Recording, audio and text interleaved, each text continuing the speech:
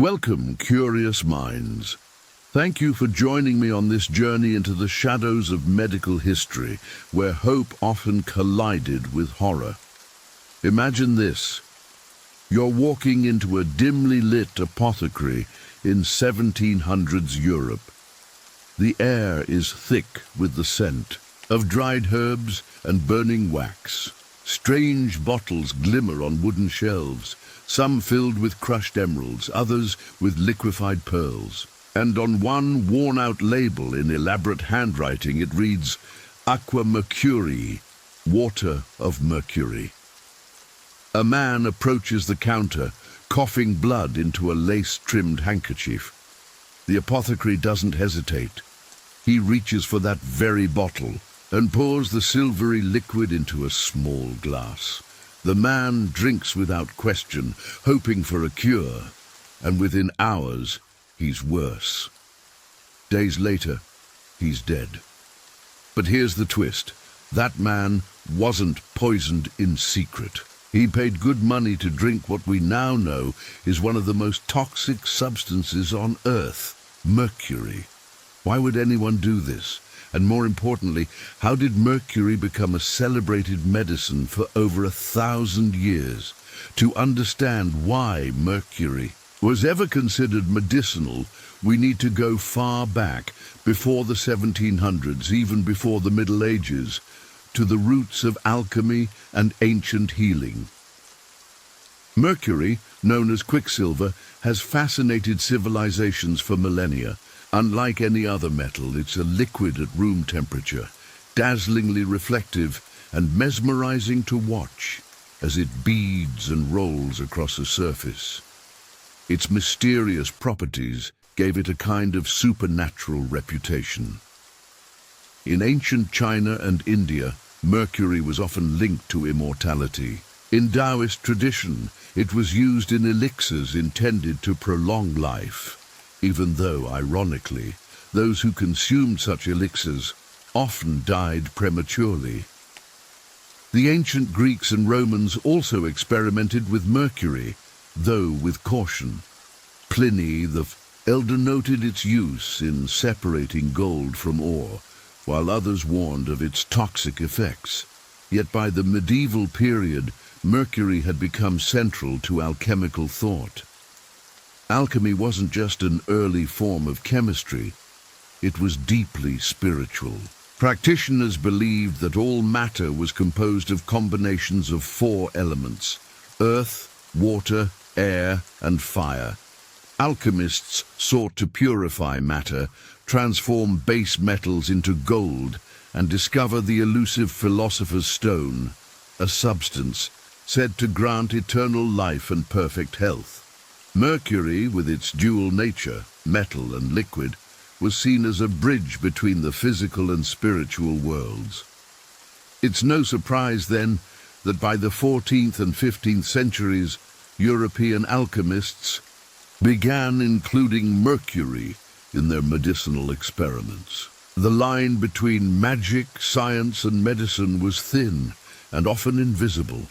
By the 1500s, mercury had taken on a new medical role, treating syphilis.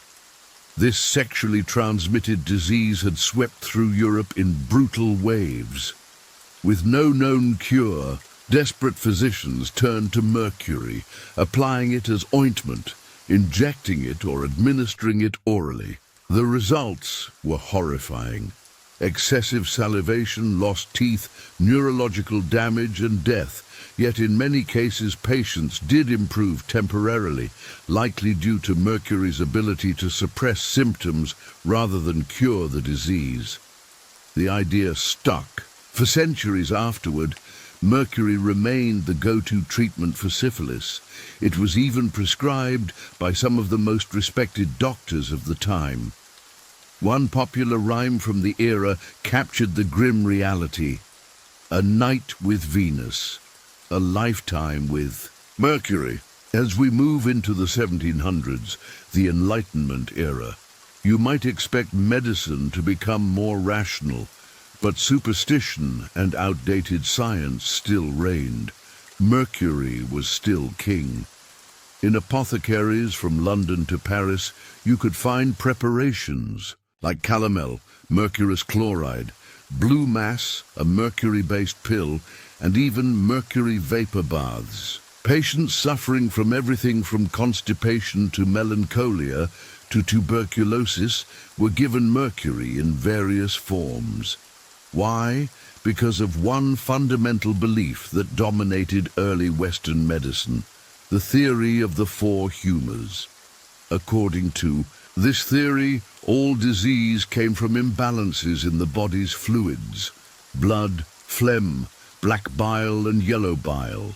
Mercury, being a powerful purgative, could force the body to vomit, sweat or purge, releasing the bad humours. Doctors thought this was healing. What they were often doing was slow poisoning. But it wasn't just the poor or uneducated who fell victim. Some of the most influential figures in history were mercury patients. Composer Ludwig van Beethoven is believed to have taken mercury-based medicines during his lifetime. So did Napoleon. Even Abraham Lincoln reportedly used blue mass pills, which contained mercury, for years to treat his melancholia. In hindsight, the use of mercury in medicine seems unthinkable. But back then, it was common sense. People trusted the science of their time just as we do now. The difference: today we have centuries of trial, error, and tragedy to learn from. Next time, we'll dive deeper into the horrifying side effects of mercury treatment and explore the chilling accounts of patients who suffered and sometimes died for the sake of a so-called cure. The age of mercury was beginning to crack. Slowly, painfully, science was gaining the upper hand over superstition. But the road to medical reform was neither swift nor clean. It began with questions. Why did so many patients worsen under mercury? Treatment. Why were some driven mad or crippled or killed, even when treated by the most respected physicians of the time? A handful of brave doctors and thinkers started to doubt what was once unquestionable. Among them was Dr. Benjamin Rush, an American physician who, ironically, had once been a strong proponent of mercury. He advocated aggressive treatments like bloodletting and purging, often using mercury compounds. But by the early 1800s, other physicians began pushing back against these harsh methods. One of the earliest whistleblowers was English Dr. Thomas Percival. He argued that medicine should be grounded in evidence and ethical practice. He wasn't just talking about mercury, he was challenging the entire foundation of traditional medicine. His influence laid the groundwork for the development of medical ethics, eventually codified into professional standards. But perhaps the most powerful turning point came from outside the medical elite. Ordinary people were suffering, and they began to speak out. Pamphlets, letters, and early newspapers carried heartbreaking stories of loved ones lost to so-called treatments. Skepticism spread. The idea that medicine could do harm, not just good, began to take root in the public imagination. Enter Samuel Hahnemann, a German physician who would ignite a revolution. Frustrated by the brutality of mainstream medicine, he developed homeopathy, a system based on the principle that like cures like, using tiny, highly diluted substances to treat illness. Hahnemann denounced mercury, calling it dangerous and destructive. Though homeopathy itself remains controversial, his critique of mercury struck a chord. He wasn't alone. By the mid-1800s, toxicology had emerged as a new scientific field. Scientists like Mathieu Orfila in France began rigorously studying poisons. Orfila's experiments provided clear, repeatable evidence that mercury could cause irreversible damage to the nervous system, organs, and brain. The backlash was growing. Governments began to act. Regulations on apothecaries and chemical substances tightened. In the United States, the Pure Food and Drug Act of 1906 laid the foundation for modern drug regulation. In Europe, mercury treatments were increasingly scrutinized and gradually removed from the pharmacopoeia. The decline of mercury in medicine wasn't just about new science. It was also about new standards. Doctors were expected to prove the safety and efficacy of their treatments. Trials replaced tradition. Observation replaced obedience. Yet even as mercury's medical use waned, its ghost lingered. In some corners of the world, old practices continued. Mercury-based creams and pills could still be found in markets in parts of Asia and Africa.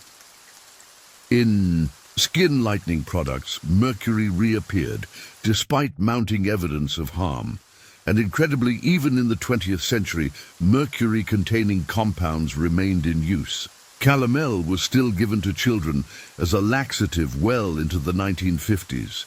Mercury was used as a preservative in some vaccines, and dental amalgams, silver fillings containing mercury, became standard. Every time the debate returned, how much is too much? Can a poison be safe if used correctly? Have we truly learned from history? The story of mercury in medicine is not just a cautionary tale, it's a mirror. It reflects how easily knowledge can be twisted by tradition, how science evolves not just through discovery, but through resistance. It shows us that even the brightest minds can be wrong, and that real progress requires humility, courage, and the willingness to admit when we've been mistaken. As we look to the future of medicine, with gene editing, nanotechnology, and artificial intelligence, we must carry this history with us. We must ask the hard questions now, not after the damage is done. Because for every miracle cure that awaits, there is also a shadow, a potential mercury in disguise. In the next part of our journey, we'll explore modern parallels to mercury. Medicine, the dangerous treatments that still circulate today, from unregulated supplements to trendy toxins rebranded as health hacks. Until then, stay curious, stay skeptical, and above all, stay human. The legacy of mercury's use in medicine is not just a historical footnote. It is a profound lesson in the evolution of medical science and the complexities of human trust. Mercury, once hailed as a miracle cure in the 1700s and 1800s, was eventually exposed as a poison masquerading as medicine. The story of how this toxic metal went from widespread medical use to condemnation highlights the slow and painful transformation of medicine from superstition to science, a process still ongoing today. By the early 19th century, the damage caused by mercury treatments had become impossible to ignore. Patients treated with calomel or other mercury compounds often experienced severe side effects. Symptoms ranged from tremors and memory loss to convulsions, paralysis, and death. Yet many doctors clung to the belief that these outcomes were unfortunate. Side effects worth enduring for the greater good of curing diseases like syphilis, tuberculosis, or chronic infections. The medical community at the time was divided. Some saw mercury as indispensable, while others began voicing serious doubts. This division marked a critical turning point. The growing skepticism triggered a shift toward evidence-based medicine, the foundation upon which modern healthcare is built. It became clear that tradition alone was insufficient to justify dangerous treatments.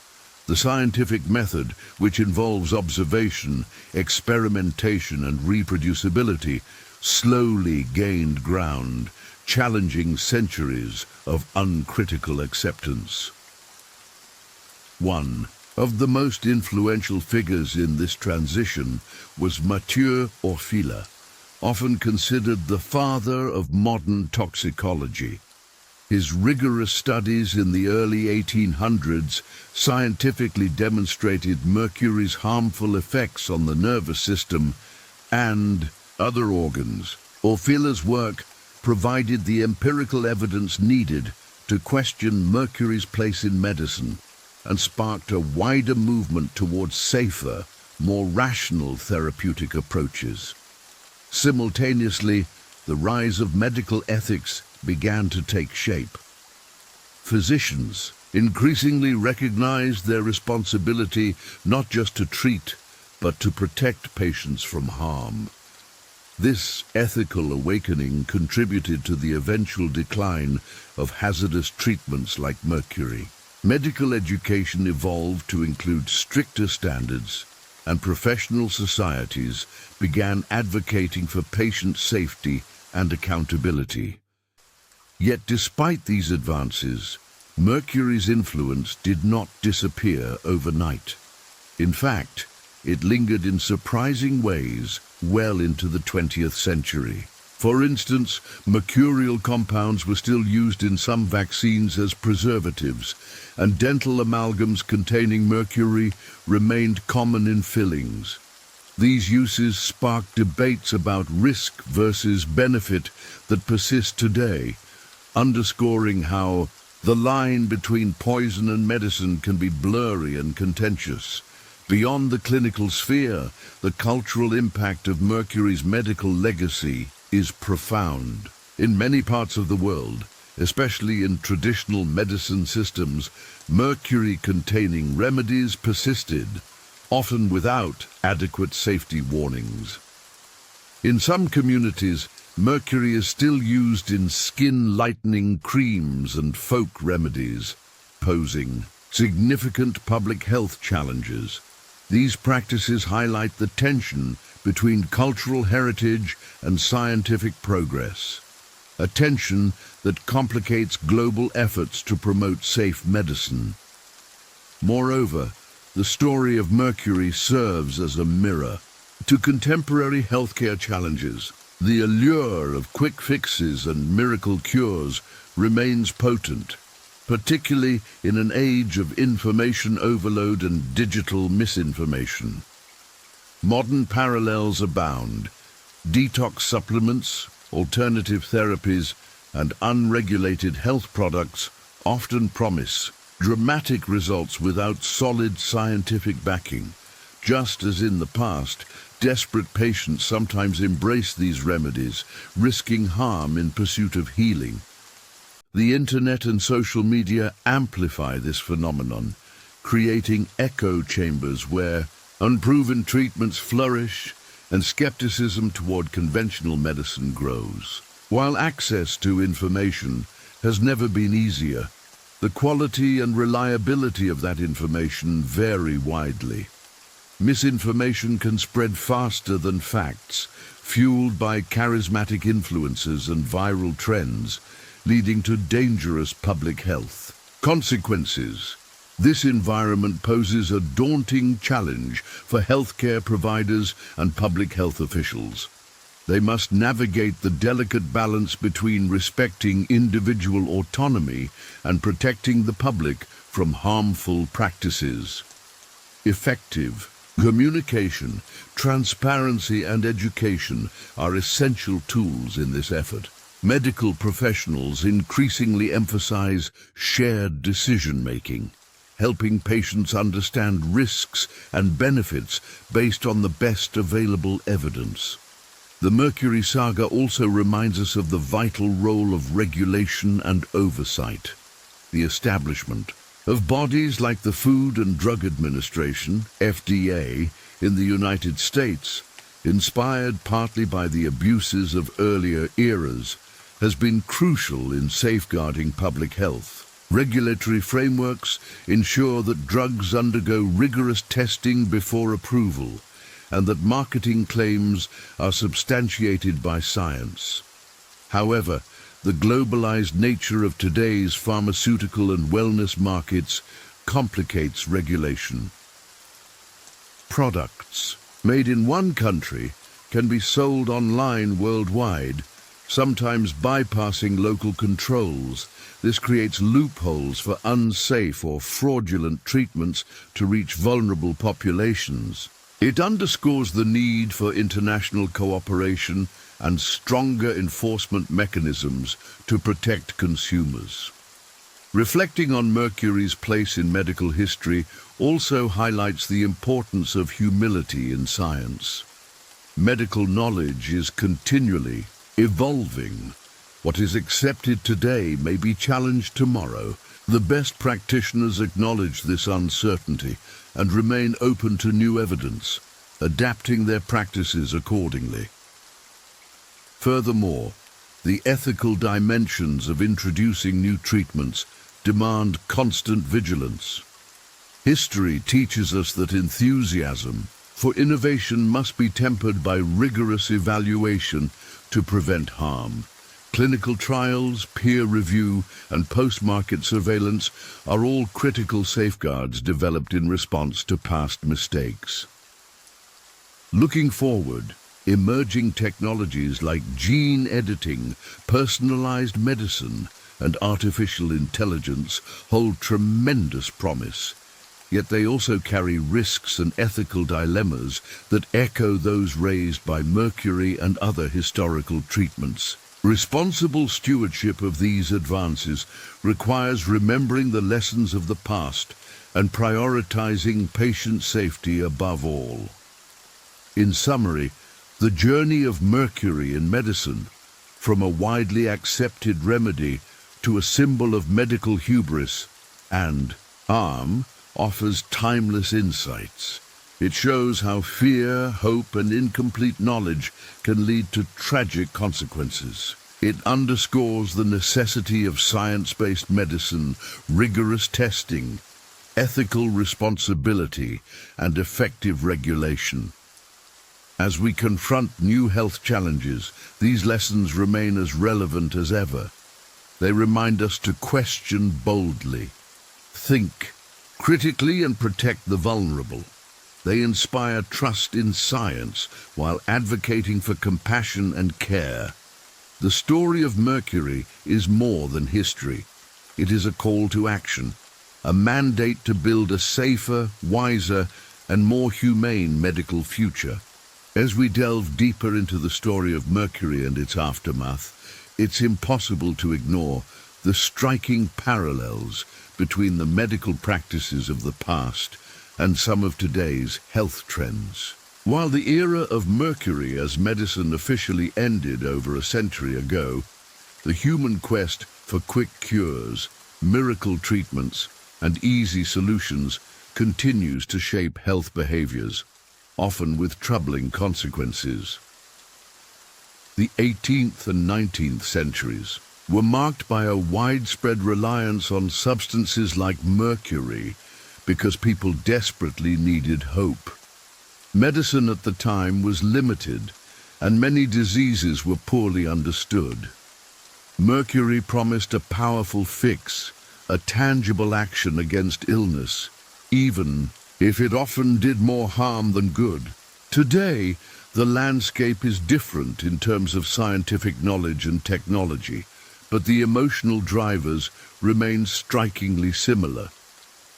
In modern times, many individuals still find themselves vulnerable to the allure of miracle remedies, especially when conventional medicine falls short of their hopes or expectations. This vulnerability is exploited by a booming wellness industry, where profit motives often override scientific rigor. The promise of rapid detox, youthful vitality, or a natural cure can cloud judgment and fuel the spread of dangerous treatments. One of the most troubling modern echoes of Mercury's legacy is the widespread popularity of unregulated supplements and alternative therapies These products, often marketed aggressively online, can be sold with minimal oversight. Consumers may assume natural means safe, but this is a dangerous misconception. Without proper testing and regulation, these substances may cause serious side effects, interact harmfully with other medications, or delay necessary medical treatment. Chelation therapy, originally designed to remove heavy metals like lead or mercury from the body in cases of poisoning, is a prime example. In recent decades, some practitioners have promoted chelation as a cure-all for conditions like autism, cardiovascular disease, and Alzheimer's, despite a lack of robust scientific evidence. While it can be life-saving in acute poisoning, misuse of chelation on healthy individuals can lead to dangerous complications such as kidney failure or death. Similarly, colloidal silver, tiny particles of silver suspended in liquid, has been marketed as a natural antibiotic and health booster. However, regular ingestion can cause argyria, a permanent discoloration of the skin, turning it a bluish-gray shade, alongside other health risks. Despite warnings from the FDA and health authorities, colloidal silver products remain popular in some circles, fueled by testimonials and anecdotal claims rather than clinical proof.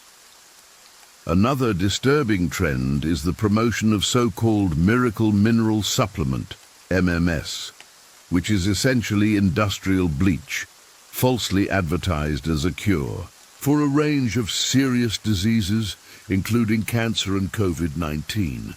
Its use has led to hospitalizations and deaths. Even with crackdowns from regulatory agencies and law enforcement, underground sales continue. This dangerous persistence highlights the challenges authorities face in curbing misinformation and protecting the public.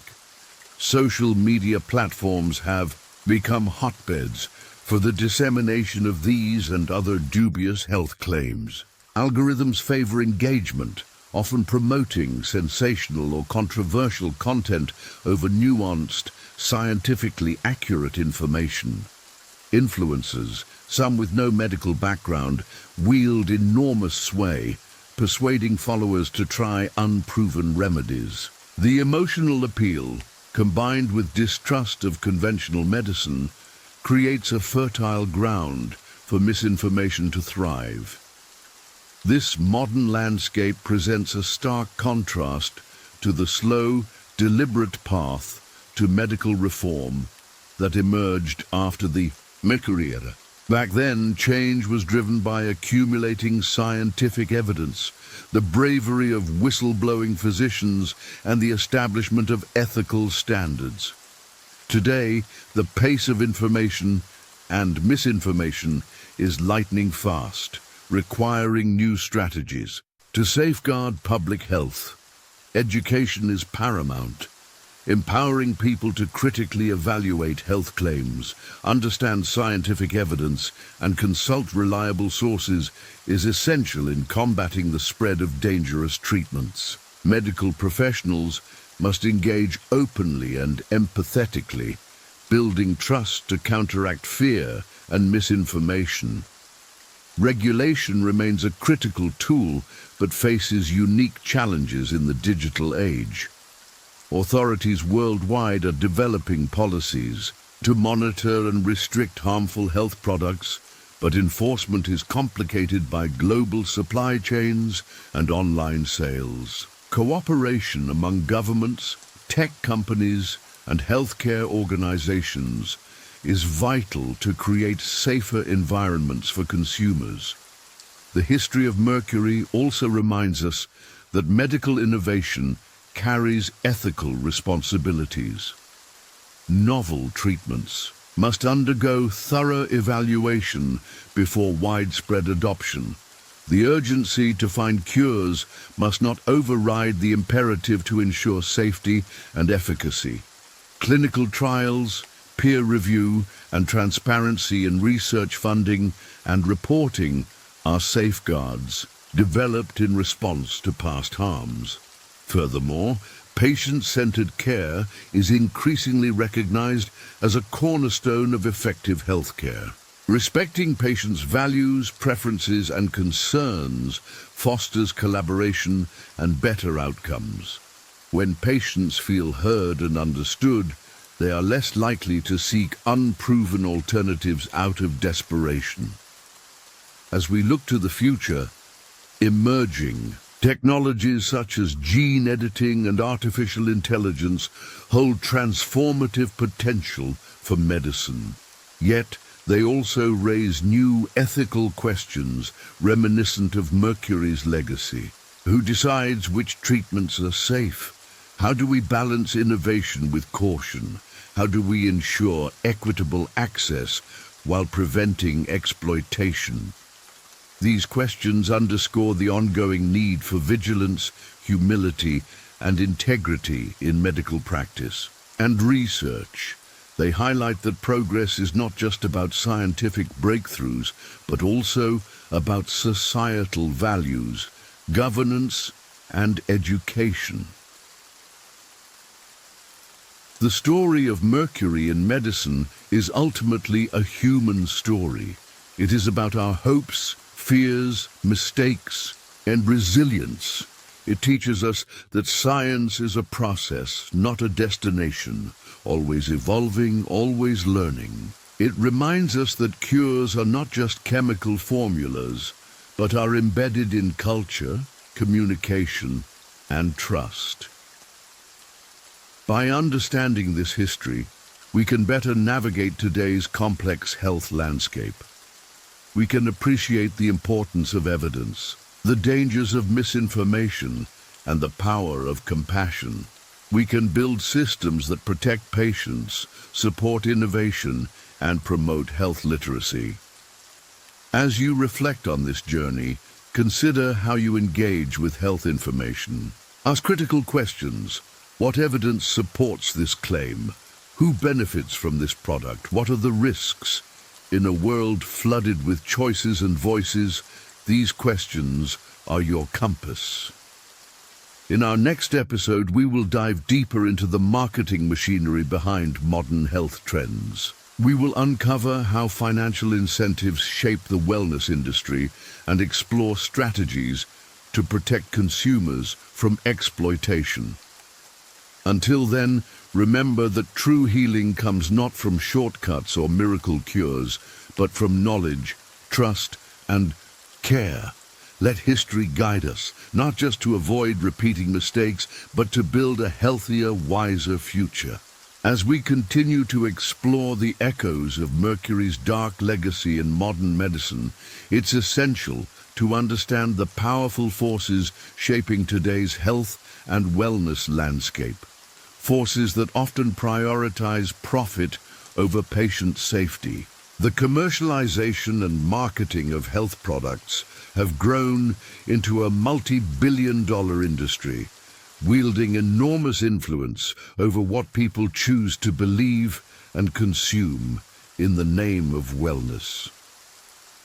In the 1700s, Mercury was marketed as a miracle cure based largely on anecdote and tradition rather than solid evidence. Today, despite advances in science, many modern health products still rely on marketing strategies that emphasize emotion and hope rather than rigorous proof. The tactics may have evolved, but the core appeal remains: a promise of quick fixes, rejuvenation, or complete healing. One of the central engines of this modern health market is advertising, particularly digital advertising. Through targeted ads, companies can zero in on vulnerable individuals searching for solutions to chronic pain, fatigue, skin issues, or more serious illnesses. Sophisticated algorithms analyze browsing habits, search queries, and even social media interactions to deliver ads tailored to an individual's fears and desires. The emotional power of these ads is undeniable. They often use testimonials, before and after photos, and dramatic claims that play on people's hopes and anxieties. For example, a simple video may show a person transforming after using a particular supplement or detox product. These stories resonate deeply, especially with those who have struggled to find relief through conventional medicine. Influencers and celebrities amplify this effect. When a trusted public figure endorses a product, it lends an aura of legitimacy, even if that product lacks scientific support. Social media platforms, eager for engagement, often reward such content with higher visibility, creating viral health trends that spread rapidly across demographics and geographies. The problem arises when these marketed products are ineffective at best and harmful at worst. The wellness industry includes not only harmless vitamins and lifestyle advice, but also unregulated supplements, detox kits, hormone therapies, and other treatments with little to no proven benefits. Worse, some contain undisclosed ingredients or toxic substances, putting consumers at real risk.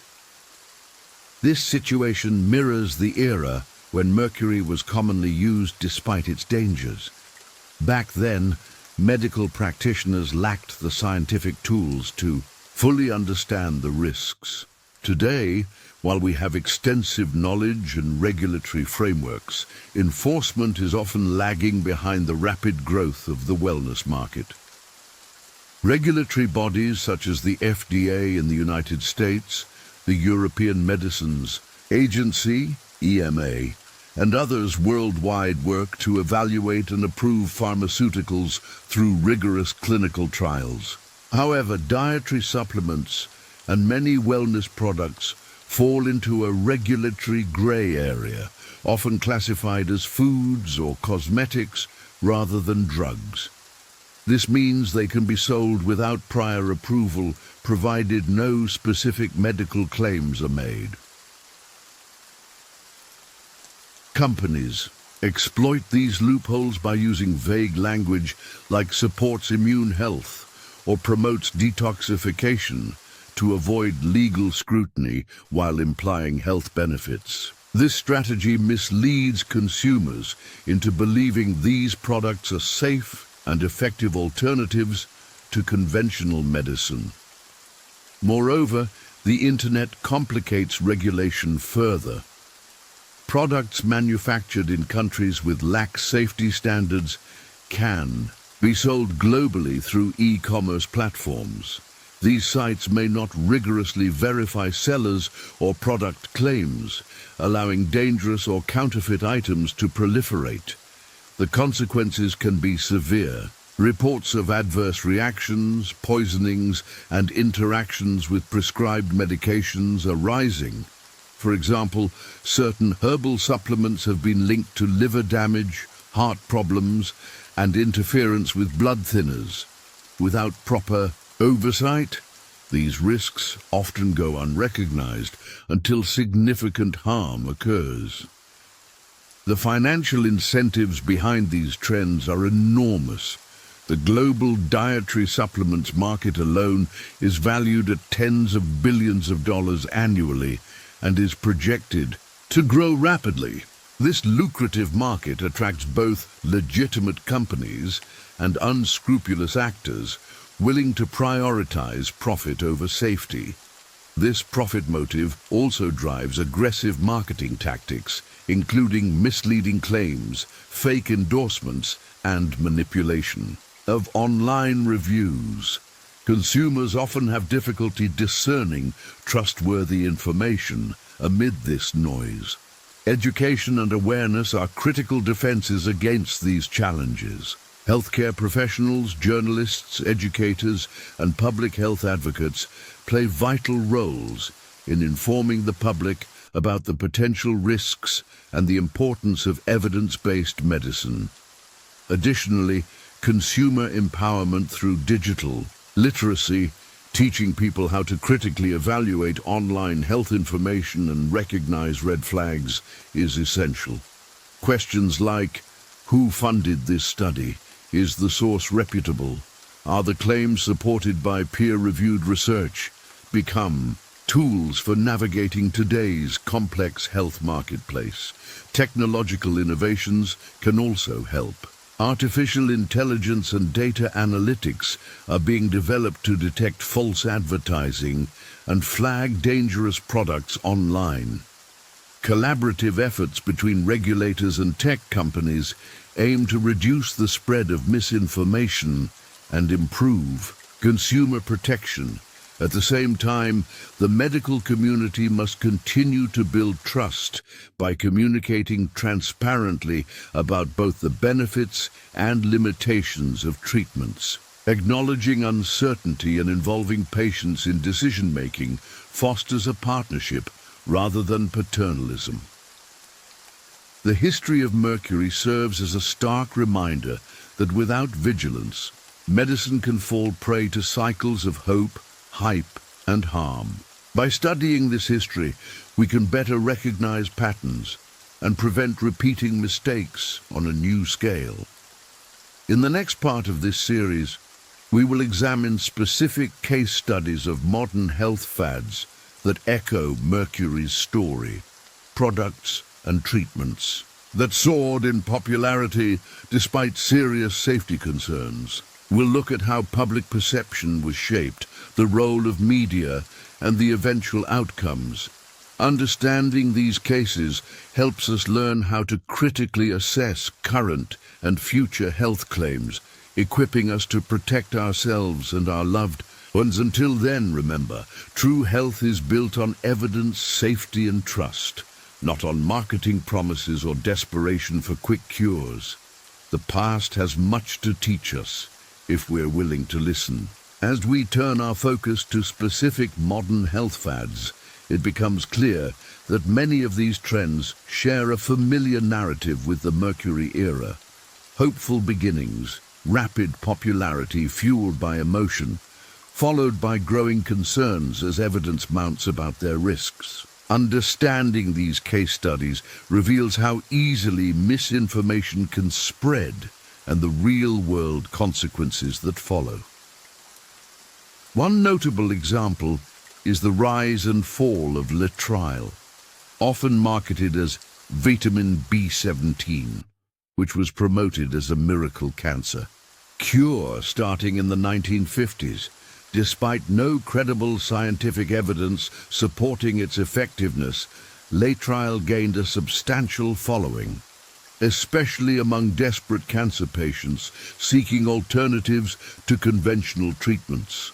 Its proponents claimed laetrile selectively targeted cancer cells without harming healthy tissue, a claim never substantiated by rigorous studies. Instead, laetrile contains amygdalin, which can release cyanide when metabolized, posing serious toxicity risks. Yet for years, underground markets thrived, and some clinics offered laetrile treatments, often at great cost and with false hope. The laetrile saga highlights how charisma, anecdote, and distrust in mainstream medicine can sustain dangerous treatments even when science rejects them. It also underscores the crucial role of regulatory agencies in protecting public health by blocking unproven therapies. Similarly, detox diets and cleanses have surged in popularity over recent decades. These regimens claim to purge toxins from the body, rejuvenate organs, and improve overall health. However, the concept of detox is scientifically vague, often lacking clear definitions or evidence.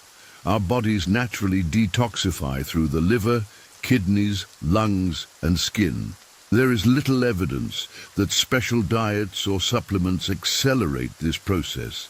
Some cleanses can be harmful, causing electrolyte imbalances, dehydration, or nutrient deficiencies.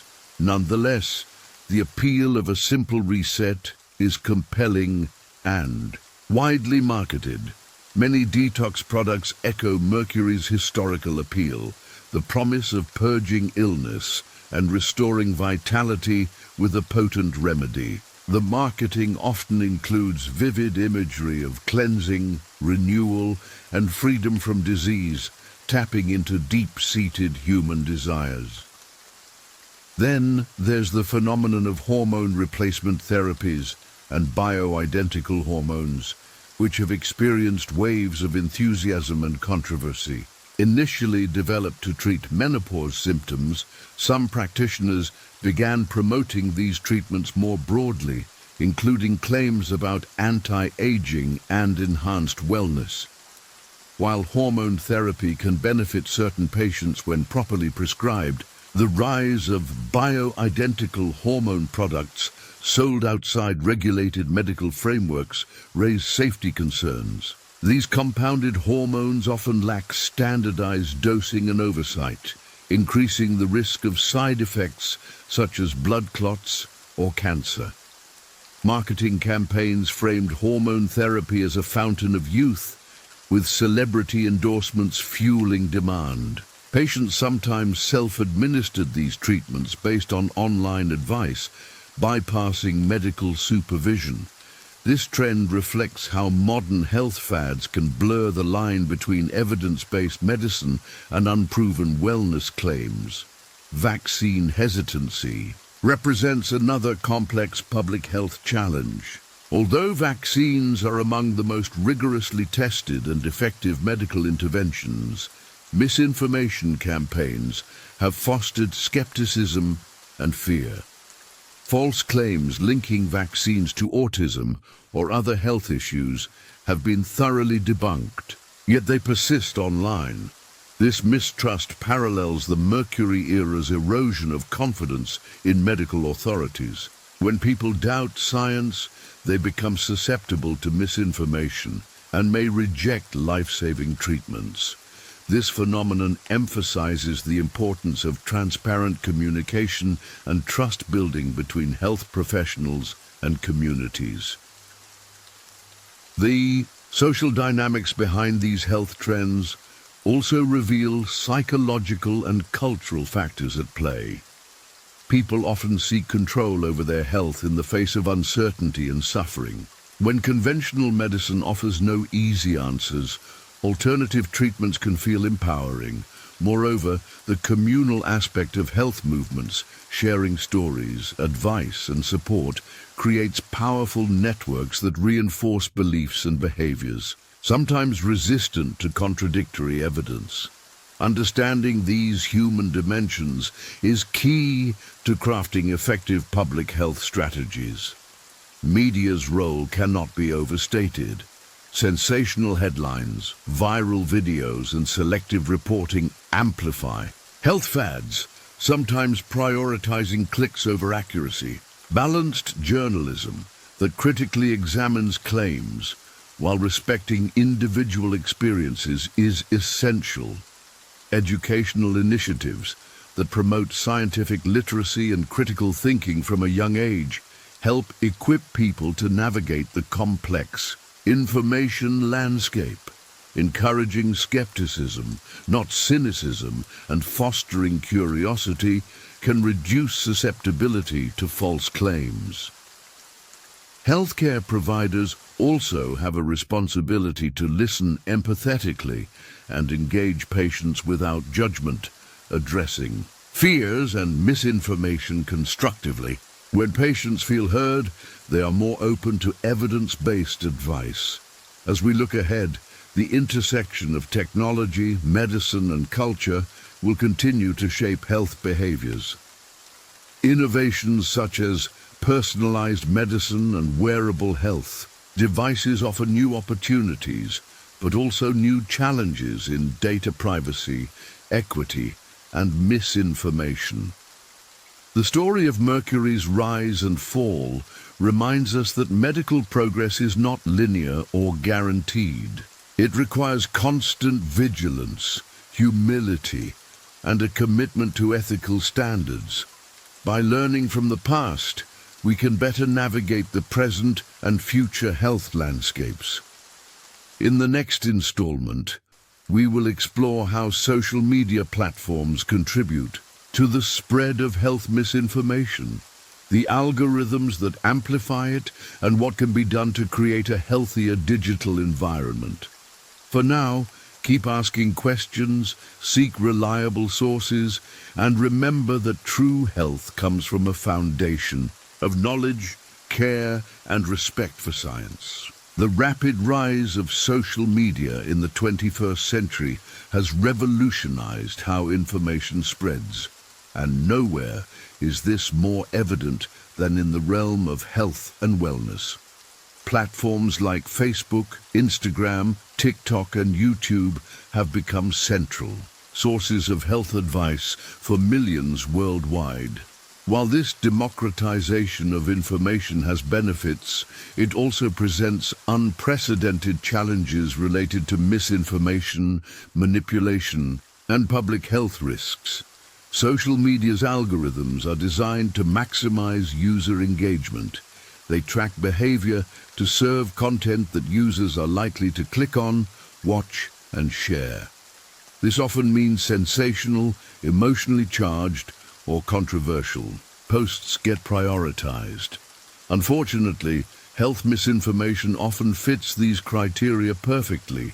A video promising a miracle cure or a shocking hidden truth about vaccines or treatments can go viral in hours, reaching millions. The combination of personal stories, confident delivery, and simplified explanations appeals to human psychology, especially in moments of fear or desperation.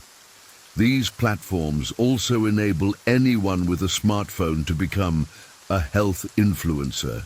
Some genuinely aim to educate, but others spread unverified claims, profit from selling dubious products, or push ideological agendas. The line between credible advice and misinformation can be dangerously blurred. The consequences are significant. False health claims can lead people to delay or avoid effective treatments, try dangerous substances, or reject preventive measures. This isn't just a theoretical risk. It affects real lives, contributing to outbreaks of preventable diseases, worsening chronic conditions, and even deaths. For example, during the COVID-19 pandemic, misinformation about unproven remedies, conspiracy theories about vaccines, and mistrust of health authorities spread rapidly online. This hampered public health responses and sowed confusion. It showed how quickly misinformation can undermine even the best scientific efforts. Social media companies have recognized their role and introduced measures such as flagging false content, directing users to authoritative sources, and banning harmful accounts. However, these efforts often struggle to keep pace with the volume and creativity of misinformation. Moreover, efforts to police content can raise concerns about censorship and free speech, leading to complex ethical and legal debates. The balance between protecting public health and preserving open discourse is delicate and contentious. To understand why misinformation spreads so easily, it helps to consider the psychology behind it. Humans are wired to seek patterns and stories, to trust personal anecdotes, and to respond to emotion over dry facts. Cognitive biases, such as confirmation bias, cause people to favor information that aligns with their existing beliefs. Social identity also plays a role. People often adopt health beliefs consistent with their communities or cultural groups, and rejecting these beliefs can threaten social bonds. This makes correcting misinformation more complicated than just presenting facts. It requires addressing social and emotional dimensions. Counteracting misinformation requires a multifaceted approach. Education is crucial, but must go beyond just presenting facts. Teaching media literacy and critical thinking skills helps people evaluate sources, question claims, and recognize manipulation. Healthcare professionals need to be proactive communicators, engaging with patients and the public in accessible, empathetic ways. Public health campaigns can leverage storytelling, influencers, and trusted community leaders to spread accurate information. Technology itself can help. Advances in artificial intelligence enable detection of false content and patterns of misinformation. Spread. Collaborative efforts between platforms, researchers, and governments are exploring innovative ways to slow or stop harmful health rumors. Still, the solution isn't solely technological. It involves fostering a culture of trust in science and medicine, where transparency, dialogue, and respect for diverse perspectives build stronger communities. Reflecting on Mercury's history reminds us that skepticism toward medicine is not new. What is new is the scale and speed at which misinformation can travel. The stakes are higher because of global interconnectedness. The story of Mercury is a cautionary tale about the dangers of unchecked medical claims and the need for evidence-based practice. Today's digital environment requires us to be even more vigilant, to scrutinize what we see, question who benefits from certain claims, and prioritize our health with informed choices. In upcoming sections, we will delve deeper into specific examples of viral health misinformation, explore the role of influencers, and discuss how policy and community action can help create a safer, healthier online world.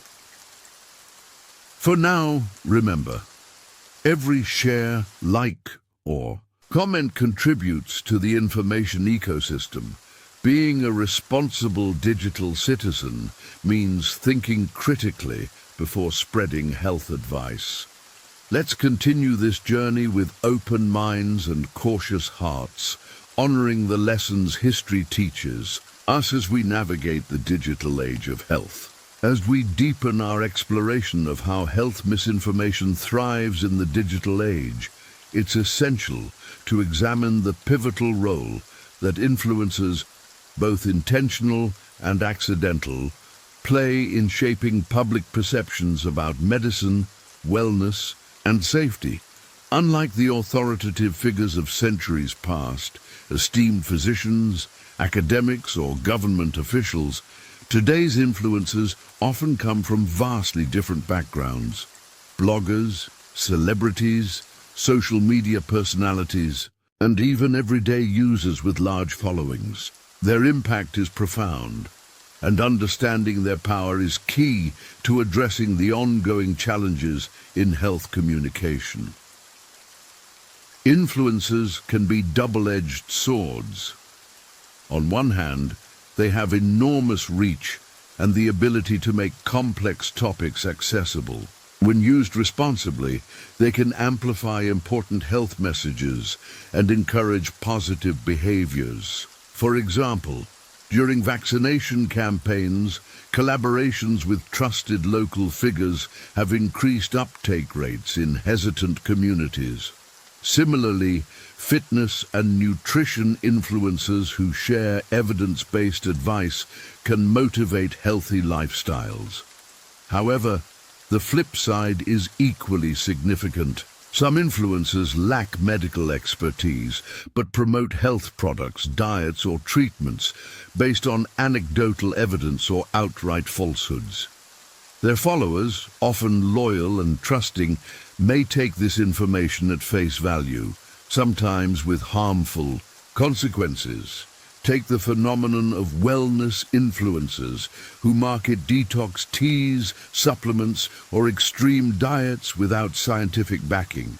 These products often promise rapid weight loss, cleansing effects, or cures for vague ailments, appealing to people's desires for quick fixes.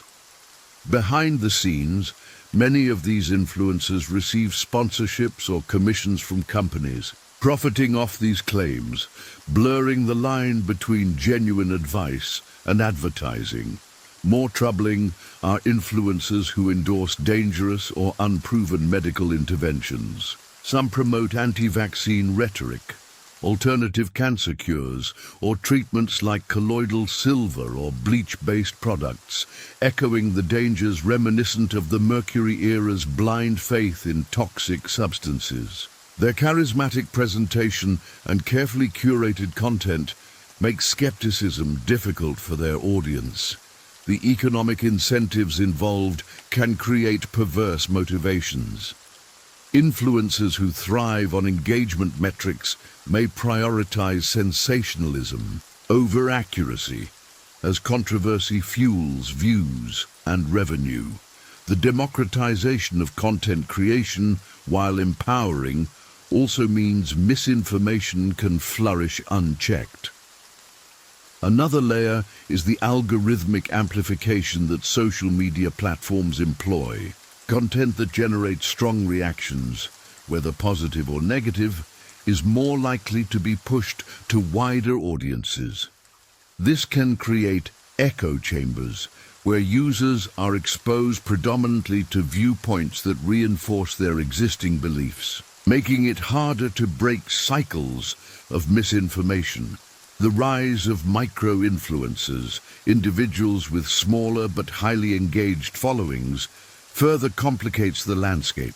While these influencers often appear more authentic and relatable, they can still propagate inaccurate health advice, making misinformation more pervasive across niches.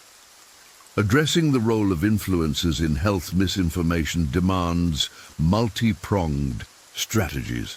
Some platforms have begun requiring disclosures of paid promotions and tightening rules against harmful health claims. Educational programs aimed at content creators themselves can help improve their understanding of science and ethics. Public health authorities are increasingly partnering with credible influencers to counteract misinformation with compelling, shareable content. Campaigns that blend storytelling, humor, and clear information tend to perform better than dry lectures, highlighting the importance of communication style.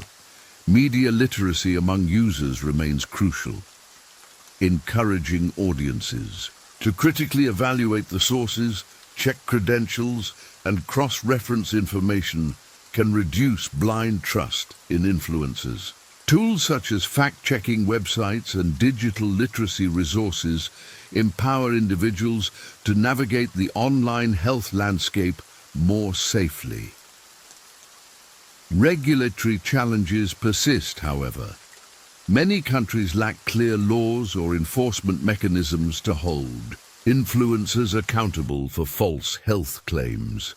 The international nature of social media complicates jurisdiction and legal actions. Beyond policy and platform efforts, fostering a culture of responsibility and ethics within influencer communities is vital. Initiatives that promote transparency, evidence-based content, and community standards can nurture healthier online environments.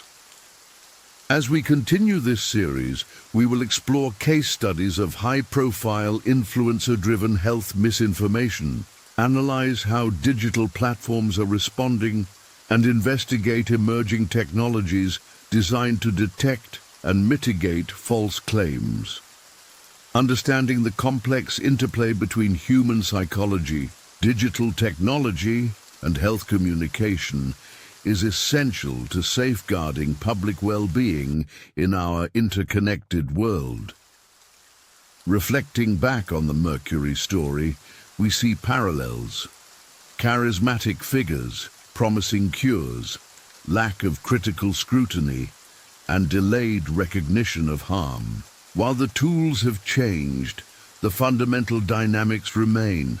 It falls on all of us, content creators, consumers, health professionals, and regulators, to work together in building a more informed, resilient society Only through collaboration and vigilance can we hope to prevent the next Mercury moment in health.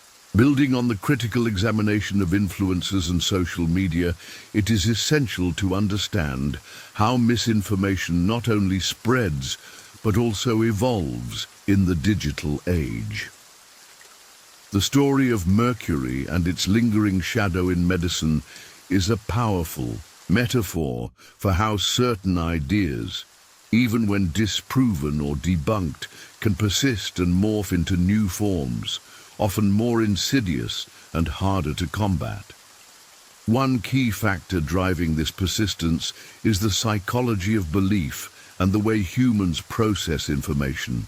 Once someone embraces a health-related idea or treatment, especially in emotionally charged situations, such as dealing with illness or chronic pain, their belief often becomes deeply entrenched. This phenomenon is reinforced by confirmation bias, the tendency to seek out information that supports existing views and dismiss opposing evidence. In online communities, this bias is amplified by echo chambers and filter bubbles, where users predominantly interact with like-minded individuals and content. These digital spaces foster group identity and shared narratives, making it difficult for outsiders or even contradictory facts to penetrate. Moreover, misinformation adapts. When a particular claim is debunked, new variations or spin-offs emerge that retain core elements but change enough details to evade detection or skepticism. This dynamic process resembles a virus mutating to survive in a changing environment. The Mercury example is instructive. Despite overwhelming evidence of its toxicity, Mercury-based products and treatments have appeared repeatedly over centuries, rebranded or disguised in different forms. Today, some skin-lightening creams still contain mercury. Certain traditional medicines in parts of the world continue to use it, and debates over mercury in dental amalgams persist. This adaptability poses a significant challenge for regulators and public health advocates. It requires constant vigilance, ongoing research, and updated public education campaigns to address emerging risks effectively. In parallel, health misinformation today often intertwines with broader social, political, and cultural movements. For example, distrust in institutions, government, pharmaceutical companies, and mainstream medicine can fuel alternative health narratives. In some cases, skepticism is rooted in historical injustices or genuine concerns about transparency, but it can also be exploited by bad actors to sow division and confusion. The politicization of health topics, such as vaccination or pandemic responses, further complicates efforts to promote accurate information. Health decisions become markers of identity and allegiance, making dialogue and consensus more challenging. This intersection of health and politics echoes past periods when medicine was entangled with social power structures. In the 1700s and 1800s, physicians wielded considerable authority, and questioning their methods, like mercury treatment, was often seen as radical or subversive. Today, similar tensions arise as communities grapple with balancing individual freedoms, public safety, and scientific guidance. Understanding these complexities is crucial for crafting effective strategies. Public health messaging must be culturally sensitive, transparent, and participatory, engaging communities as partners rather than passive recipients. Another dimension of modern health misinformation is the role of commercial interests. The wellness Industry, valued at hundreds of billions of dollars globally, thrives on selling hope, convenience, and status. Many products marketed as natural, detoxifying, or anti-aging lack robust scientific support, but benefit from aggressive marketing and consumer desire for quick solutions. This commercial ecosystem incentivizes the promotion of novel, sometimes unproven treatments, echoing the economic drivers behind historical Mercury sales. While some companies operate ethically, others capitalize on regulatory gaps or consumer naivete, further muddying the waters. The challenge is compounded by globalization. Health products and misinformation flow across borders rapidly, facilitated by e-commerce and social media. Regulations vary widely between countries, making coordinated responses difficult. International organizations such as the World Health Organization, WHO, and collaborations like the International Coalition on Medicines, regulatory authorities, ICMRA, work to harmonize standards and share intelligence. Yet enforcement and public engagement remain uneven. Education again emerges as a cornerstone, building health literacy globally, empowering people to critically evaluate claims and fostering trust in verified sources are vital steps. In addition, technology offers both risks and solutions. Artificial intelligence and machine learning enable detection of misinformation patterns and automated fact-checking, but also raise concerns about privacy, bias, and censorship. Balancing innovation with ethics will shape the future landscape of health communication. As we reflect on the legacy of Mercury in medicine, we must recognize that history is not just a record of past eras, but a guide for the present and future. It teaches us that medical progress depends on openness to evidence, humility in the face of uncertainty, and a commitment to protecting the vulnerable. In upcoming parts, we will delve into specific case studies of modern health fads that echo the Mercury era, explore how communities can build resilience against misinformation, and consider how emerging technologies might shape the next frontier of health communication. For now, let us carry forward the lessons of skepticism, curiosity, and compassion as we navigate the complex world of modern medicine.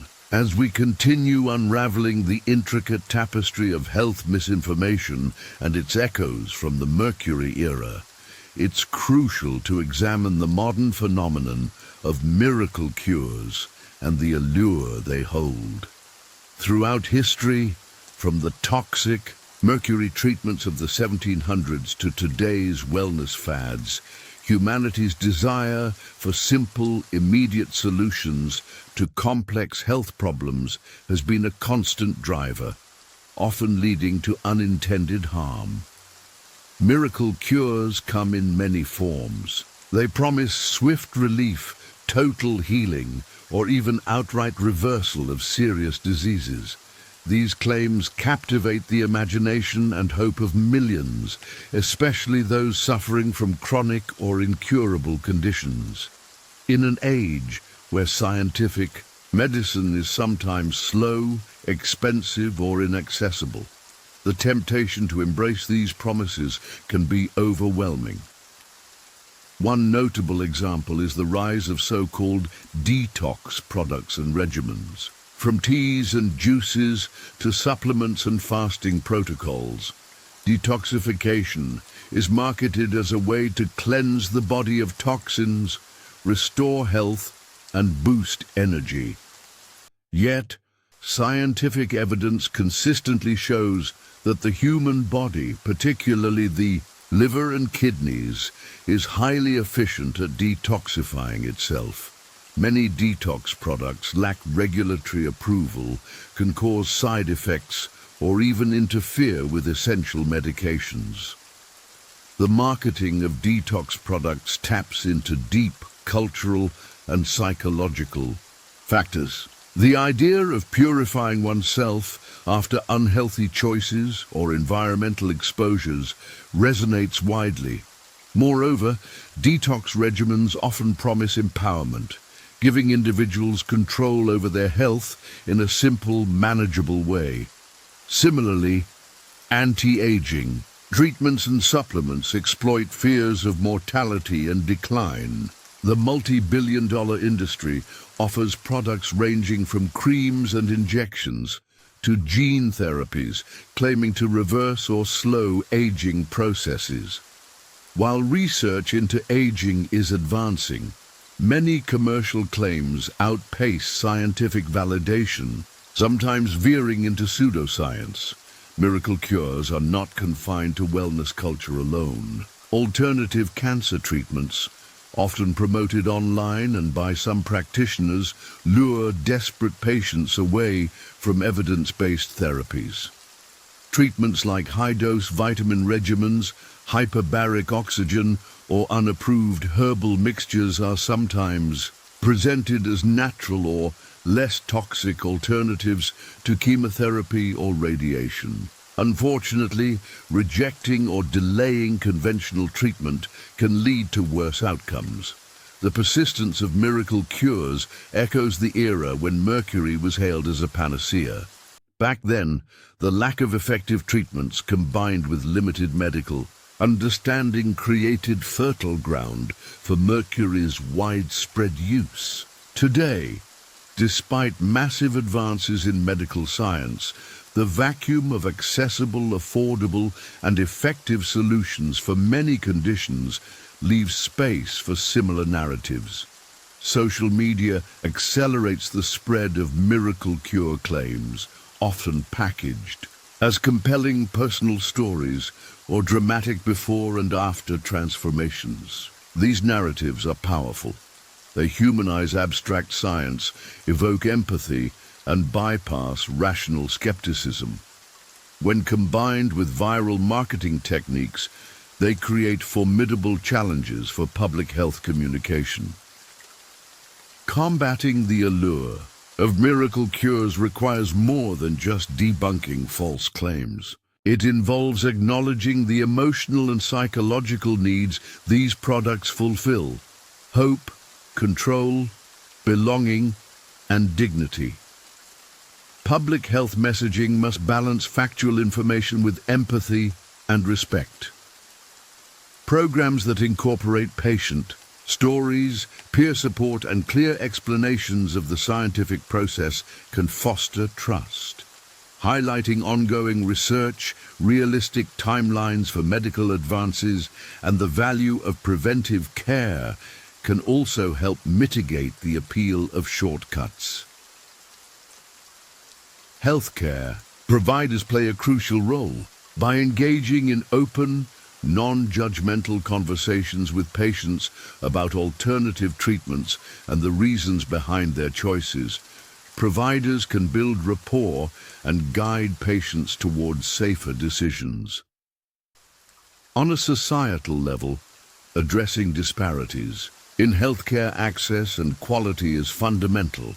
Many turn to miracle cures due to frustration with the system, financial constraints, or cultural mistrust. Improving affordability, availability, and cultural competence of medical services reduces vulnerability to misinformation. Regulatory agencies must continue to monitor and act against fraudulent products, balancing enforcement with education.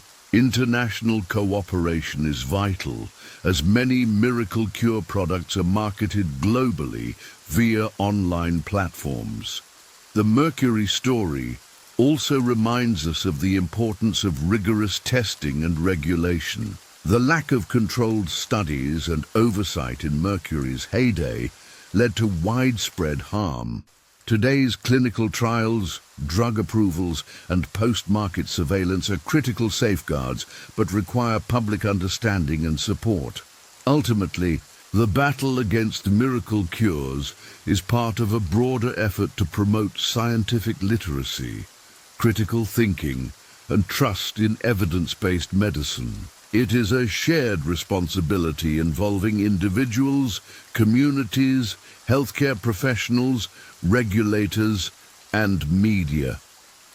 As we move forward in this series, we will explore specific case studies of modern health fads that have gained traction despite lacking scientific support. We'll analyze how these trends emerge, how they are marketed, and what can be learned from their trajectories. We will also discuss strategies for building resilience against misinformation at personal and community levels, including education, communication, and policy innovations. Through this journey, our goal is not only to expose dangers, but to empower informed choices, inspire curiosity, and foster a culture where hope and science coexist harmoniously. In the next segment, we will dive into the story of colloidal silver, a product once hailed as a natural antibiotic and still widely used today despite well-documented risks. This tale, like that of Mercury, offers lessons in how health claims can outpace evidence and the importance of vigilance in protecting public health. Stay tuned, stay curious, and remember, the path to healing is rarely simple, but it is paved with knowledge and care. Colloidal silver is a perfect example of how health fads from the past continue to echo in the present, often cloaked in new packaging but carrying similar risks. This product, tiny particles of silver suspended in liquid, has been marketed for over a century as a cure-all remedy, touted for its supposed antibacterial, antiviral, and immune-boosting properties. Despite extensive scientific research disproving these claims and warning of serious side effects, colloidal silver remains popular among certain groups. To understand why colloidal silver gained such a foothold, it helps to look at its history. In the late 19th and early 20th centuries, before the discovery of modern antibiotics, silver compounds were indeed used in medical treatments. They were applied topically to wounds or used in dressings to prevent infection. However, these uses were limited and carefully controlled. As antibiotics emerged in the 1940s and 1950s, silver's role in medicine diminished sharply. Antibiotics were more effective, safer, and easier to administer. Yet colloidal silver found new life in alternative health circles, fueled by anecdotal testimonials and distrust of pharmaceuticals. One reason colloidal silver appeals to people is the persistent fear of antibiotic resistance, a legitimate public health concern. Some turn to colloidal silver as a natural alternative, believing it won't contribute to resistant bacteria. Unfortunately, this perception is misleading. Not only is colloidal silver ineffective for systemic infections, but overuse can also disrupt the body's normal microbial balance, potentially causing harm. Perhaps the most dramatic consequence of colloidal silver misuse is argyria, a condition where silver accumulates in the body and skin, causing a permanent bluish-gray discoloration. While not life-threatening, argyria is irreversible and can cause psychological distress and social stigma. Documented cases serve as stark warnings about the dangers of indiscriminate use. Regulatory bodies like the U.S. Food and Drug Administration, FDA, have repeatedly issued warnings against colloidal silver products, declaring them neither safe nor effective for treating any diseases. Yet despite these clear statements, colloidal silver is widely available online and in some health stores, often marketed with vague or deceptive claims. This persistence raises important questions. Why do so many continue to use products with such risks and no proven benefits? How do misinformation and marketing tactics sustain demand? The answer lies partly in human psychology and partly in the modern information ecosystem. In times of illness or uncertainty, people seek hope and control. Colloidal silver, with its natural label and promises of curing everything from colds to cancer, offers that hope. Social media and internet forums amplify these messages. Viral testimonials, influencer endorsements, and emotionally charged stories create compelling narratives that can overshadow scientific facts. The internet's vast reach and relative anonymity enable misinformation to spread rapidly and globally. Moreover, regulatory enforcement struggles to keep pace with the digital marketplace. Sellers can relocate websites, change product names, or exploit legal loopholes to continue marketing unapproved products. Consumers may not distinguish between legitimate medical advice and promotional content. Combating colloidal silver misinformation requires a multifaceted approach.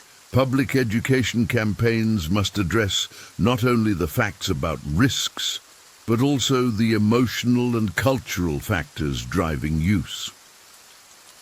Trusted voices, healthcare professionals, community leaders, and peers are critical in this effort. Healthcare providers should be prepared to discuss colloidal silver openly with patients, acknowledging their concerns and providing clear, compassionate guidance. Dismissing or stigmatizing users can drive them further into echo chambers. On a policy level, stronger regulations on online marketing and sales of unproven health products are necessary. International cooperation can help disrupt cross-border sales and misinformation networks. Research into effective communication strategies is ongoing. Techniques like narrative storytelling, interactive digital content, and community engagement show promise in shifting beliefs and behaviors. The colloidal silver story is more than just about one product. It exemplifies a broader challenge in public health, balancing respect for individual choice with protection from harm, navigating the complex interplay of science, culture, emotion, and commerce. This pattern echoes the Mercury saga from centuries ago. Initial medical use, widespread adoption, growing evidence of harm, public outcry, regulatory response, and enduring legacy in alternative practices. By examining these parallels, we can better understand the roots of health misinformation and develop more effective ways to address it. In the next part, we will explore another modern-day health trend with dangerous parallels: miracle mineral supplement, MMS. Marketed as a miracle cure, MMS has caused significant harm worldwide, highlighting the urgent need for vigilance and education. As always, staying informed, asking critical questions, and seeking credible advice are our best tools in navigating the complex landscape of health information. The story of Miracle Mineral Supplement, or MMS, stands as a chilling modern echo of the Mercury saga, a potent reminder of how dangerous misinformation can thrive, even in our age of advanced science and technology. Promoted as a miracle cure for a staggering array of conditions, from autism and cancer to malaria and COVID-19, MMS has caused serious harm and even death worldwide. At its core, MMS is a solution of sodium chlorite mixed with an acid, which creates chlorine dioxide, a powerful industrial bleach. Despite its toxic nature, proponents market it as a safe and effective health treatment, often using persuasive testimonials, conspiracy theories, and aggressive online marketing. The result has been widespread use among vulnerable populations, desperate for cures, and the subsequent outbreaks of poisoning. Understanding MMS requires tracing its origins. The product's controversial use was popularized by Jim Humble, a former mining engineer who in the mid-2000s claimed MMS could cure malaria and other diseases. His claims lacked any scientific basis and were rejected by health authorities globally. Yet, Humble's narrative gained traction, tapping into distrust of conventional medicine, especially in regions with limited healthcare access. The rise of MMS illustrates how misinformation exploits fear, desperation, and social dynamics. The promise of a low-cost, easy-to-use cure is incredibly appealing, especially where expensive or inaccessible treatments dominate. MMS proponents often frame their opposition as conspiracies by big pharma or governments to suppress natural cures, a narrative that resonates with certain groups. Public health officials and regulatory agencies have repeatedly issued warnings. The U.S. Food and Drug Administration, FDA, Health Canada, the European Medicines Agency, EMA, and others have classified MMS as dangerous and advised against its use. Reports of severe side effects, vomiting, diarrhea, dehydration, and even in death have mounted. Yet enforcement is challenging, particularly with online sales and international distribution. The MMS phenomenon also exposes the darker side of internet culture, where misinformation can spread unchecked.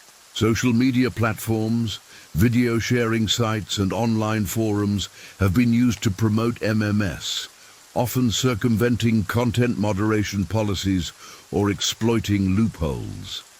This presents a paradox. The same technology that democratizes access to health information can also facilitate the spread of harmful falsehoods. Combating this requires innovative, collaborative efforts between governments, tech companies, health organizations, and communities. Education is crucial.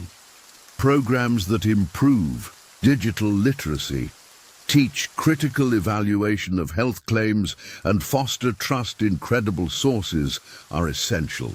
But education alone isn't enough. Effective regulation and enforcement, alongside empathetic engagement with communities, are needed.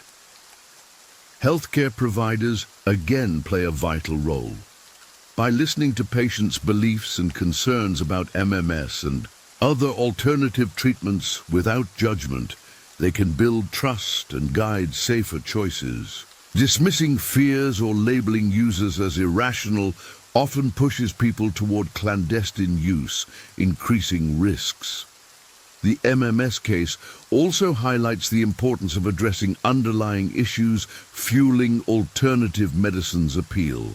Healthcare, inequities, cultural barriers, and lack of access to effective treatments. Improving healthcare infrastructure, affordability, and inclusivity can reduce the desperation that drives people toward dangerous options. The story of MMS is sobering, but not hopeless. It reminds us that science alone cannot combat health misinformation. It requires a holistic approach that includes social, psychological, and systemic dimensions. Reflecting on Mercury's history, we see similar patterns. A substance hailed as a cure despite its toxicity, widespread adoption, public harm, eventual regulation, and lingering use fueled by distrust and misinformation. By learning from these stories, we can better prepare for future challenges. whether they come from new technologies, emerging diseases, or evolving health fads. In the next segment, we will delve into the role of social media and influencer culture in promoting both health misinformation and wellness trends, exploring how these platforms shape public perception and behavior. As always, staying informed, questioning sources, and seeking professional guidance remain our best defenses in navigating today's complex health landscape. In today's digital age, social media platforms have revolutionized how we access and share information. They have become powerful tools for connection, education, and advocacy. However, these platforms have also transformed into fertile ground for the rapid spread of health misinformation and wellness trends that can be misleading or even dangerous. The influence of social media and the rise of wellness influencers have fundamentally changed the landscape of public health communication, with both positive and negative consequences. To understand this phenomenon, we must first recognize the sheer scale and immediacy of social media. Platforms like Facebook, Instagram, TikTok, Twitter, and YouTube reach billions of users worldwide, allowing content to go viral within hours, if not minutes. Health-related posts, videos, and memes, whether accurate or false, can quickly capture attention and shape public opinion. One key feature driving this dynamic is the algorithmic design of these platforms. Algorithms prioritize content that generates high engagement, likes, shares, comments, which often favors emotionally charged, sensational, or controversial material. Unfortunately, health misinformation frequently fits these criteria, making it more likely to spread widely than balanced, evidence-based information. Wellness influencers, individuals who promote health, fitness, nutrition, and lifestyle advice, have become cultural icons and trusted sources for many followers. Their personal stories, charismatic delivery, and perceived authenticity create strong emotional connections. Followers often see influencers as relatable role models, leading to high levels of trust and influence over health behaviors. While many wellness influencers promote positive habits like exercise, healthy eating, and mental well-being, some cross into areas lacking scientific support or promoting unproven products and therapies. This can blur the line between legitimate health guidance and commercial marketing or pseudoscience. The commercialization of wellness on social media has created an industry worth billions of dollars. Influencers often monetize their platforms through sponsored posts, affiliate marketing, and product launches. This financial incentive can sometimes encourage the promotion of products or treatments without rigorous scientific backing. The rapid rise of viral health trends, detox teas, dietary supplements, immune boosters, and various alternative therapies illustrates how social media shapes consumer behavior. Many of these trends are marketed as quick fixes or natural solutions, echoing historical patterns seen in the Mercury and colloidal silver stories. The challenge lies in the lack of regulation and accountability in this space. Unlike traditional media, social media content is largely unregulated, and the responsibility for verifying health claims often falls on individual users. While some platforms have implemented fact-checking and content moderation policies, enforcement is inconsistent and sometimes contested.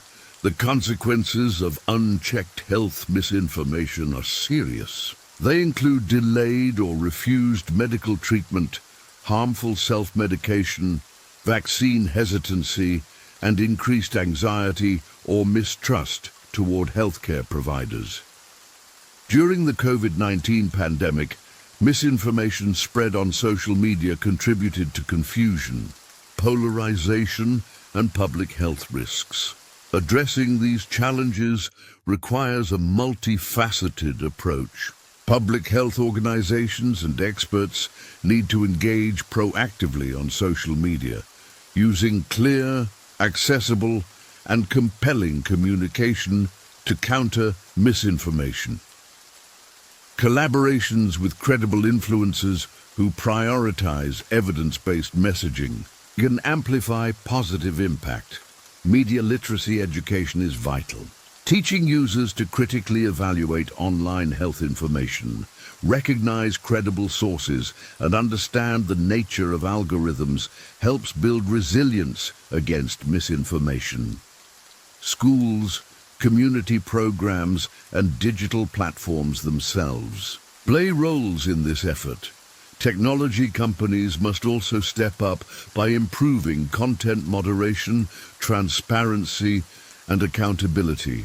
This includes refining algorithms to reduce the spread of harmful content, supporting fact-checking initiatives, and providing users with reliable information resources. Healthcare professionals can leverage social media to connect with patients, share accurate information, and debunk myths. Training in digital communication and cultural competence enhances their ability to engage effectively in these new spaces. Finally, individuals can contribute by being mindful consumers and sharers of health information, pausing before sharing, verifying claims, and seeking expert advice help create healthier online communities. The interplay of social media, influencer culture, and health information reflects ongoing tensions between empowerment and risk, connection and confusion. Just as Mercury's story revealed the perils of untested cures in the past, today's digital landscape challenges us to navigate an ever-changing, complex environment where knowledge and misinformation coexist. In the next part, we will explore specific case studies of social media-driven health trends, analyzing their origins, impact, and lessons learned. We will also discuss practical strategies for individuals and communities to foster healthier digital health ecosystems. Through this journey, we aim to equip you not just with knowledge, but with the tools to critically engage, advocate for truth, and protect your well-being in an age of information abundance. As we delve deeper into the influence of social media on health trends, it's crucial to examine specific case studies that reveal how these platforms can both empower and endanger public health.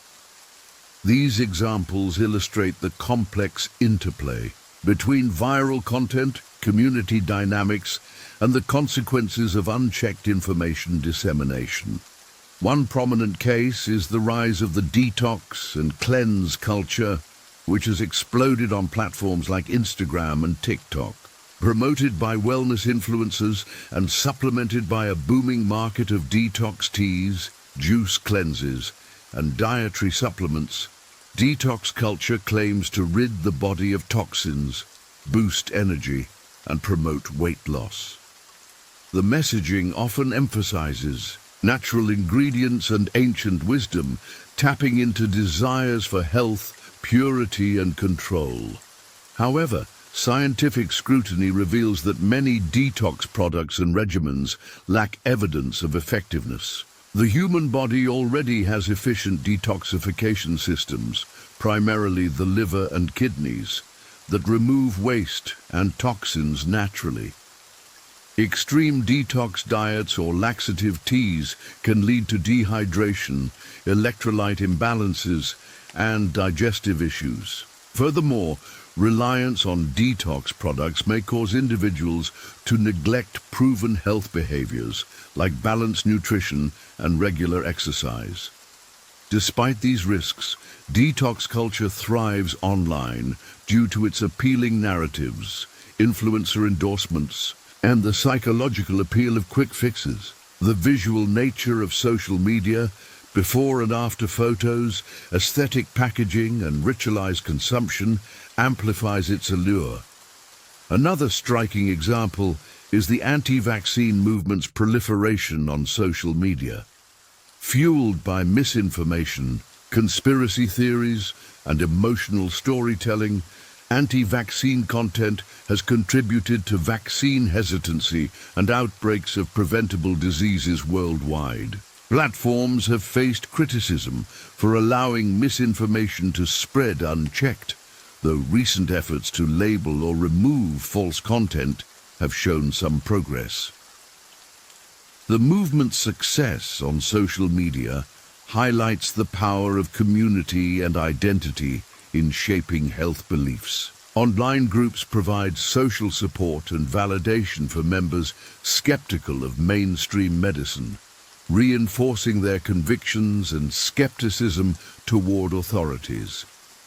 This dynamic creates challenges for public health messaging, which must balance correcting misinformation without alienating individuals. We also see trends like the promotion of unproven supplements and alternative therapies. For example, the widespread popularity of cannabidiol, CBD products, has been bolstered by social media buzz. While CBD shows promise for certain conditions, exaggerated claims and lack of regulation raise concerns about safety, quality, and efficacy. The surge in self-medication based on social media influence poses potential risks. Moreover, some influencers market fad diets that can be nutritionally unbalanced or harmful when followed without medical supervision. Examples include extreme ketogenic diets, carnivore diets, or fasting regimens. While some individuals report benefits, the risks, nutrient deficiencies, metabolic disturbances, and eating disorders can be significant. The commercial aspect of wellness trends on social media complicates the picture. Influencers often receive sponsorships or commissions for promoting products, sometimes without transparent disclosure. This financial incentive may prioritize engagement and sales over scientific accuracy or public health considerations. Recognizing these challenges, various stakeholders have launched initiatives to promote responsible health communication online. Non-profit organizations and public health agencies produce engaging, evidence-based content tailored for social media formats. Fact-checkers work to debunk viral misinformation. Some tech companies invest in AI tools to detect and limit the spread of false health claims. However, no single solution suffices. Effective change requires collaboration among policymakers, healthcare providers, educators, influencers, technology platforms, and the public. Policies encouraging transparency in sponsored content, enhanced digital literacy programs, and support for credible health influencers are essential components. For individuals navigating the digital health landscape, practical strategies include verifying sources, consulting healthcare professionals before trying new treatments, and fostering critical thinking skills. Engaging respectfully with differing viewpoints can open pathways to dialogue and learning. Ultimately, social media reflects broader societal trends, the search for meaning, connection, and well-being amid uncertainty. Its power to shape health behaviors is undeniable, for better or worse. By understanding the mechanisms behind viral health trends, their appeal and consequences, we empower ourselves to make informed decisions. We can support evidence-based practices while recognizing the human needs and emotions that drive health choices. Our journey continues in the next part, where we will investigate how traditional healthcare systems are adapting to the challenges posed by digital misinformation and wellness culture.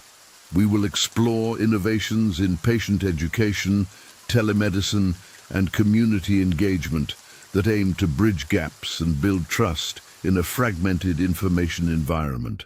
As always, your health and safety depend not just on knowledge, but on thoughtful, critical engagement with the information we consume daily. In today's complex healthcare environment, adapting to the digital age means more than just adopting new technologies.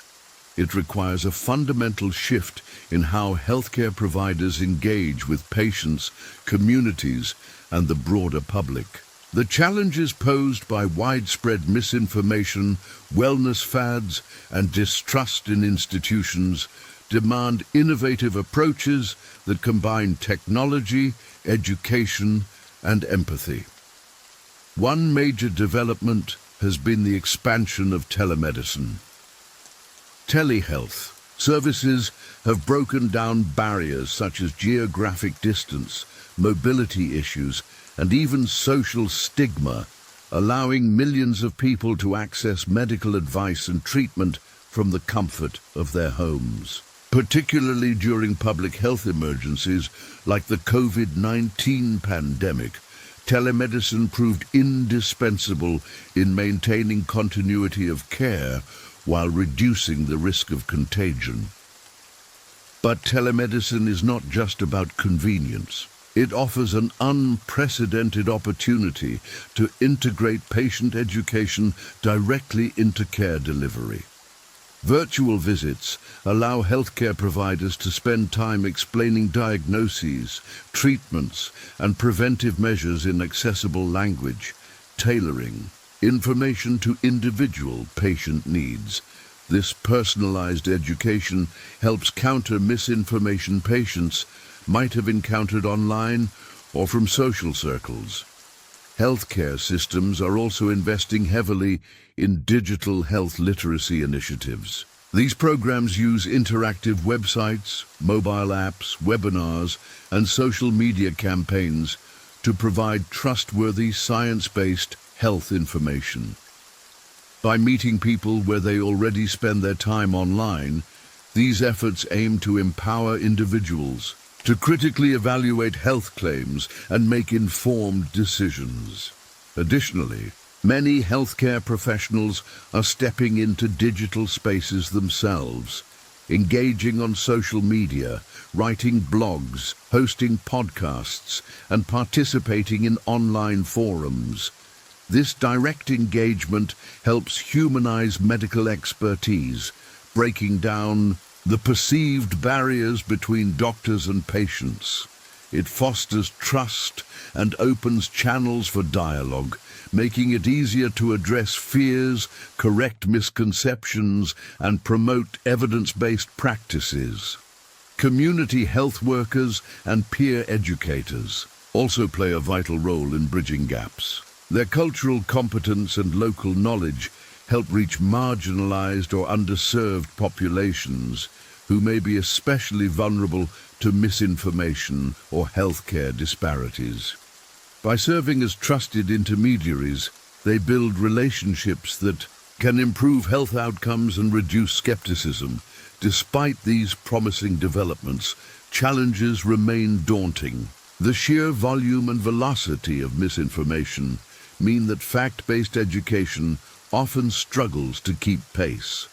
Financial and resource limitations restrict the scale of many programs, and deep-rooted beliefs or mistrust in institutions can be hard to overcome, even with the best communication efforts.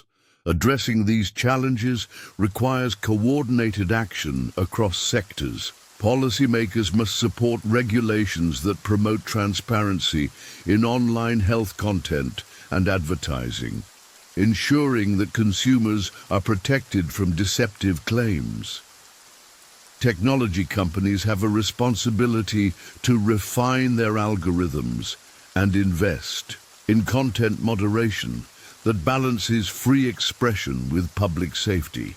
Educational institutions need to prioritize digital and health literacy from an early age, equipping future generations with critical thinking skills. At its core, the effort to adapt healthcare in the digital age is about reconnecting with people on a human level. It's about recognizing that medicine is not just a science, but also a deeply social practice grounded in trust, empathy, and communication. By embracing this truth, healthcare providers can better navigate the complexities of the modern information environment and help patients make choices that truly benefit their health. As we conclude this series, I want to leave you with this. The history of Mercury medicine teaches us caution about quick fixes and unproven cures. Today's digital world presents new opportunities but also new pitfalls. Staying informed, asking tough questions, and fostering honest conversations are our best tools to protect ourselves and our communities. Thank you so much for joining me through this journey. If you found this series valuable, please consider subscribing to the channel, sharing with others, and continuing the conversation. Your curiosity and critical thinking are the foundation for healthier futures. Until next time, stay safe, stay curious, and keep caring.